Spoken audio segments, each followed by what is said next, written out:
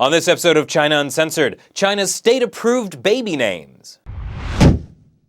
Hi, welcome to China Uncensored. I'm your host, Chris Chappell. Listen, Chinese people, I don't say this much, but seriously, you have to be more cooperative with your government. How can China become stable and prosperous if at every turn of the road you block progress by insisting on selfish demands, like naming your own children? That's what we do in America, and America is falling apart. There are more than 300 million people in the United States, and 90% of those people are covered by 70,000 different surnames. Chaos! How can any computer handle all those different names? It must be a nightmare to go to an airport or a Times Square security checkpoint and wait for hours in line as computers struggle to read all those different last names on your identification papers. I mean, Jackson? Is that a first name or a last name? My head hurts.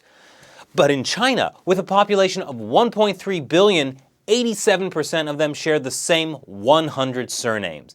That's like 1.1 billion people, 95 million Wangs, 93 million Lees, 90 million Zhangs.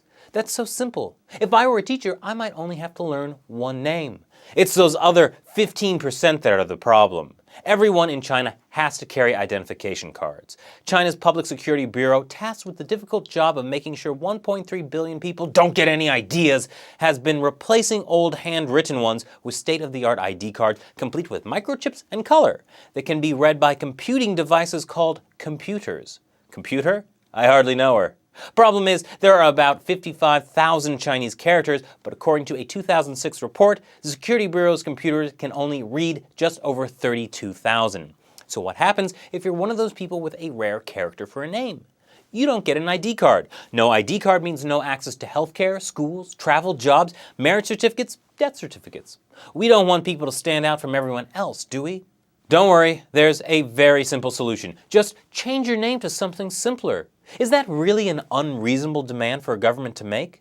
Just in August this year, the government standardized a nice, simple list of over 8,000 characters. 8,000 characters for common usage. That makes naming your kids easier too. Just select from whatever pre-approved characters the government wants you to use. It's that or become a social pariah. So even though, according to Article 99 of China's General Principles of Civil Law, citizens are guaranteed the right to a name of their choice, this is a great way around that pesky law.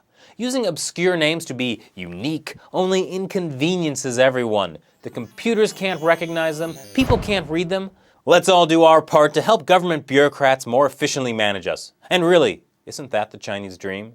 Thanks for watching this episode of China Uncensored. Be sure to check out the Facebook and Twitter page for more. Once again, I'm Chris Chappell. See you next time.